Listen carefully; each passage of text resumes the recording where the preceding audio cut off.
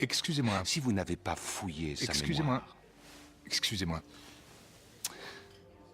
On pourrait croire à de l'hypnose. C'en est? C'est un processus de déhypnotisation, si vous voulez. L'homme est endormi, ce processus le sort très vite de son sommeil. J'ai beaucoup de mal à voir la preuve de ce que vous appelez ces anciennes vies, ces vies passées. Accepteriez-vous de vous soumettre au traitement?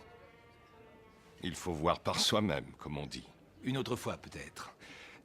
Vous affirmez que vos méthodes, les méthodes de la cause, peuvent guérir la leucémie. C'est ce que vous avez écrit dans votre Certaines livre. formes de leucémie.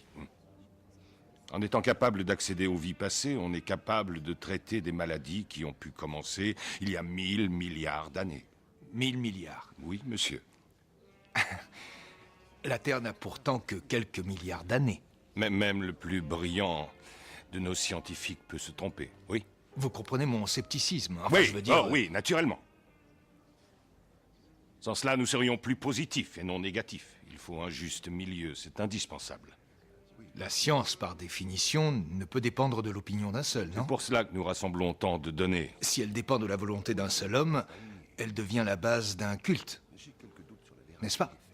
Oui, oui. Et heureusement, nous travaillons tous ensemble d'arrache-pied afin de réussir à nous emparer des défauts de l'esprit et de les corriger pour atteindre en fin de compte l'état de perfection. Par là même, nous redressons la civilisation, nous éradiquons la guerre et la pauvreté et de ce fait la menace atomique. Oh. Eh bien, je trouve assez difficile à comprendre et encore plus à croire que vous puissiez réellement penser, monsieur, qu'un traitement à base d'hypnose en remontant le temps nous apporte la paix et guérisse le cancer. Je n'ai jamais vu les pyramides, et vous? Non. Mais nous savons qu'elles existent, car les érudits nous l'ont assuré. Excusez-moi, vous vous appelez? John Moore. Monsieur Moore, sans vous offenser, y a-t-il quelque chose qui vous effraie dans le traitement qui consiste à voyager dans le passé? Mes frais? Oui. Non, non. Qu'est-ce qui vous effraie dans le fait de voyager dans le passé, monsieur? Ça ne Avez-vous pas... peur de ce que nous pourrions découvrir sur votre passé qui aurait pu être refaçonné, perverti? Ou peut-être pourrions-nous découvrir que ce que nous savons de ce monde est faux, ce serait affreux. Le voyage dans le temps ne m'effraie pas car cela n'est pas possible. Ce qui me fait peur, c'est la possibilité qu'une pauvre âme leucémique... Il y a certains dangers à voyager dans le temps comme nous l'entendons. Mais pas plus que pour descendre une rivière, on doit prendre plusieurs méandres. Et cela sans voir ce qui va se passer devant nous. Mais cela ne veut pas dire qu'il n'y a rien, n'est-ce pas?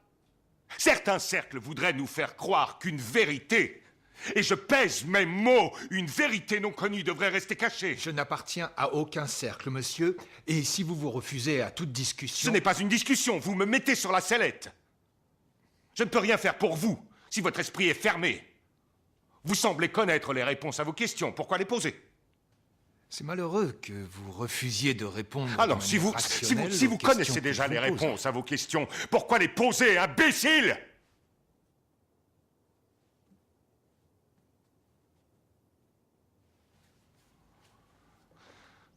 Nous ne sommes pas sans défense.